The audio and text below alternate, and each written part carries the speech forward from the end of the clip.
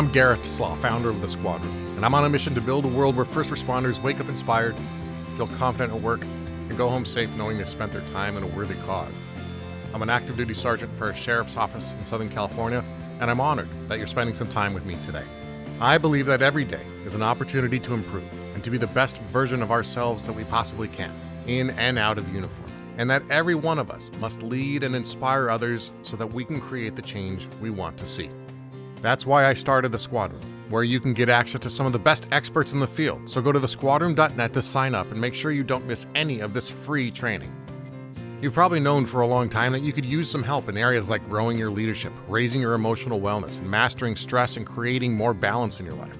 We all need coaches and mentors in our lives, and we have literally hundreds of hours of free content for you, so your breakthrough awaits at thesquadron.net. Now let's get to today's episode so you can implement some of these lessons into your life. And trust me, many of these lessons are hard-won. There's blood, sweat, and probably a few tears behind what we share on this show. But the whole point is to help you navigate these tough careers during these incredibly challenging times. So listen closely and maybe even take some notes so that you can execute on these lessons today. I also challenge you to share this message with 3 friends who are committed to personal development like you are, so that you can help spread some positivity in these difficult times.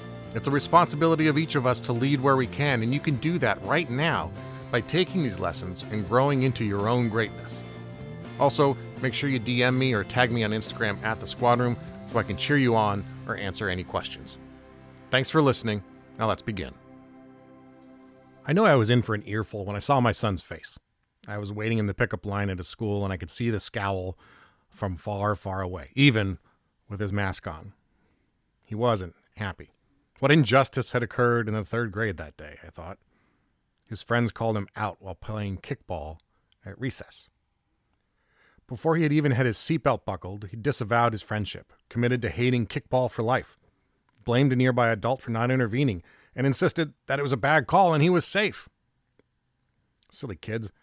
Don't they realize that once you become an adult, we have resilience and they'll stop all this nonsense and never allow little slights to knock them off course? Oh, wait. That's not actually what happens at all, right? Resilience is an absolute buzzword these days, the way mindfulness is in vogue as well. Now, don't get me wrong. Both are still very important, and I talk about them incessantly here. Call it what you want, mental toughness or whatever. Resilience is simply the capacity to respond and adapt quickly to the difficulties in life. Notice I say respond and not react. Most of the popular literature on resilience suggests a definition that we recover from our difficulties, and I think that's wrong. And it's a missed opportunity to build true resilience. When we recover, we return to our past state. We rebury our challenges, our setbacks, and adversity, and we try to move on as if nothing happened. But something did happen. Often something significant, something often life-changing. And if we rebury these incidents, if we recover them, we stuff it down and try to go on as if nothing had happened. And that's, frankly, where the trauma comes from. A far more productive perspective emphasizes integrating the experiences into our lives. That's where resilience comes from. Like everyone, I have my own struggles with building resilience. Honestly, though, I think I've had more problems with maintaining my resilience, because resilience truly is a perishable skill. It's perishable because, like arrested control, it takes practice and attention.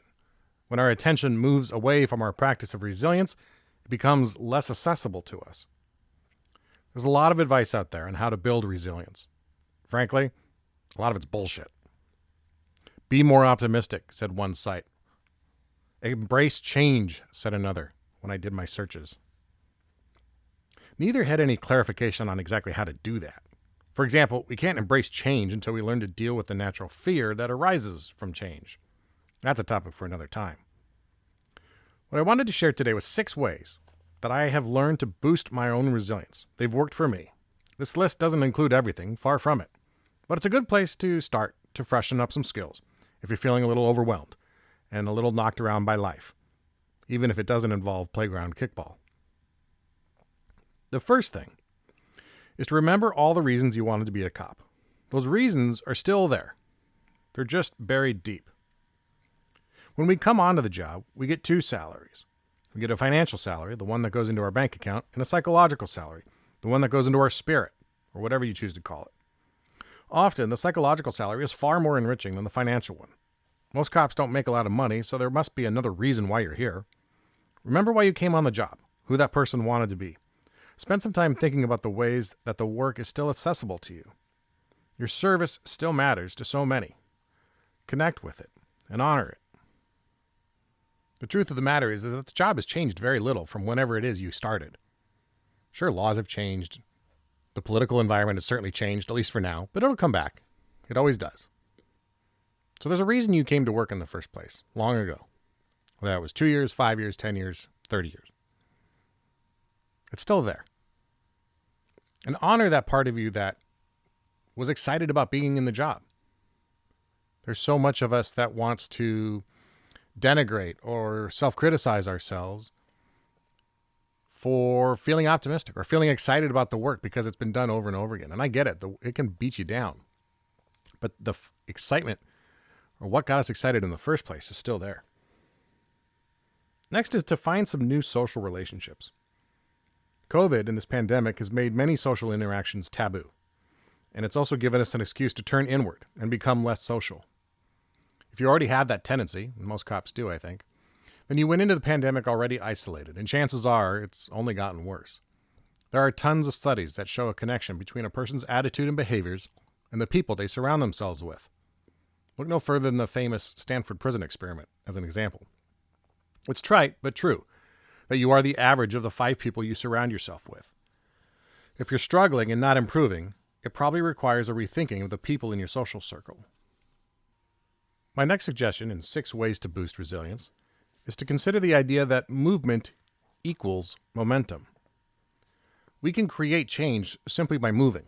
This is perhaps the most important tip that I can give you. Create a bias towards action and just do something, anything, to change your environment in some way.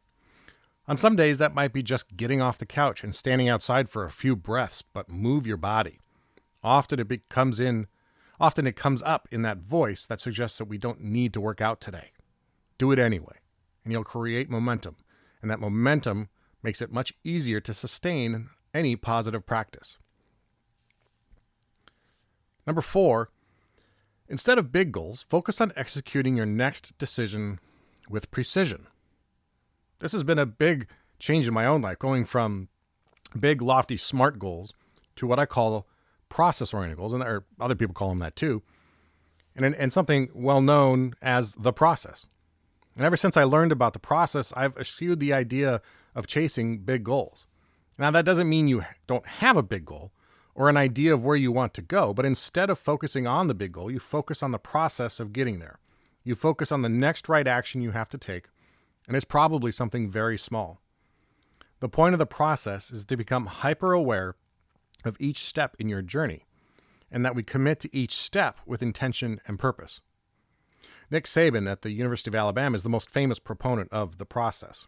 He teaches his players not to focus on winning the national championship, but instead focus on the next snap, the next route, sometimes even just where their next foot will land on the field. When we make each action intentional, we bring awareness to all of our ways that our mind wants us to stray. And we also bring attention to all the ways that we find a way to occupy ourselves with negative thoughts. Intentional actions creates resilience. Next is the 5th way that you can help boost your own resilience.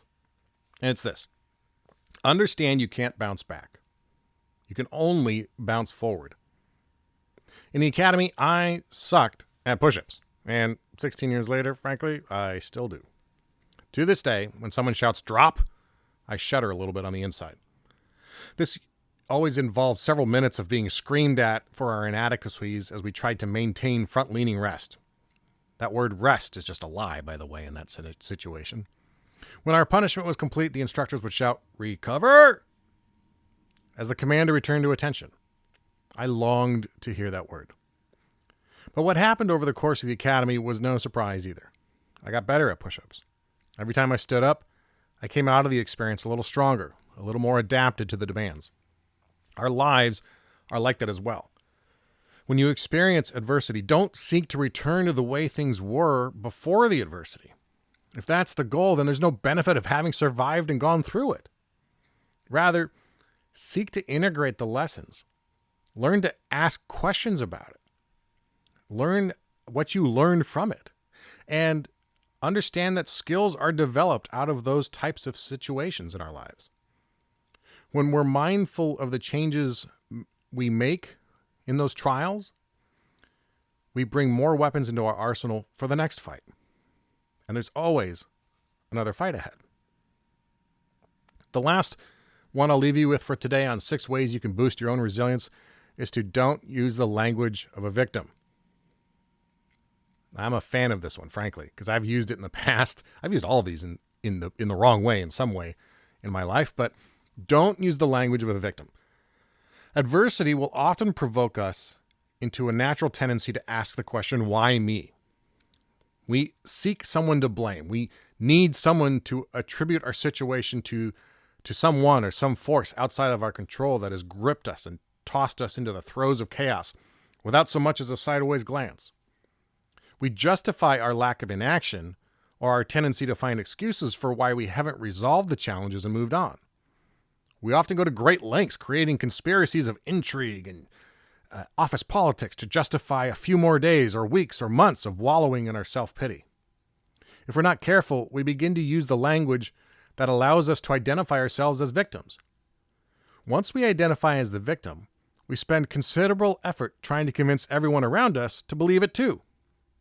We complain up, down, and sideways to anyone who will listen about how our lives would be different if only. If only they didn't do this to me. If only this didn't happen. If only I had been better. If only I had had more support. Whatever it is. You are not a victim. You're an active participant in how you respond to adversity, and it's entirely within your control. That doesn't mean it'll be easy. Of course it's going to be tough, probably uncomfortable, and more than likely a huge ego check. Instead of considering yourself the victim, consider yourself the student. You're the student of your own adversity. Study it, evaluate it, consider it, and most importantly, let it teach you something. Then you become the master of it. Building resilience is a perishable skill. Return to your resilience regularly to maintain your edge. Be vigilant in the language and the tone you use when you speak to yourself. Seek mentors and positive inputs, and don't get overwhelmed by the massive action it might take to move through your challenges. Pray that you don't recover to the way things were. Instead, seek to respond to the way things are now. Hey, thanks for listening to today's episode. If you're new to the show, make sure you check through our catalog of episodes because you're going to find some amazing guests and some amazing actionable ideas that you can take into your day. Also, if you like what you heard today, I want to offer you some extra free resources that we give out. It's our Tactical Tuesday newsletter. Every Tuesday, I bring you a few tactics, tips, and strategies to help you succeed in the week ahead. It may be a book I want to share, gear I found useful, an inspiring quote to think about, or anything else I think you'd like. To sign up for the Tactical Tuesdays email list, you can visit thesquadroom.net/Tactical Tuesdays, or just text your email address and your first name to 805-364-2331. That's 805-364-2331. Those text messages actually come straight to me. It's not some big conglomerate where they steal all your information. We won't spam you and we won't sell your information. If you didn't catch the phone number, you can check the show notes for that there. But thank you for being with us today. Please share this episode. Please integrate what you've learned here. Please tag me on social media to let me know what is useful. Tag me with some questions, and let's engage in a conversation. And let's make this a better career and a better environment and a better world for all of us. Until next time, take care of each other and stay safe.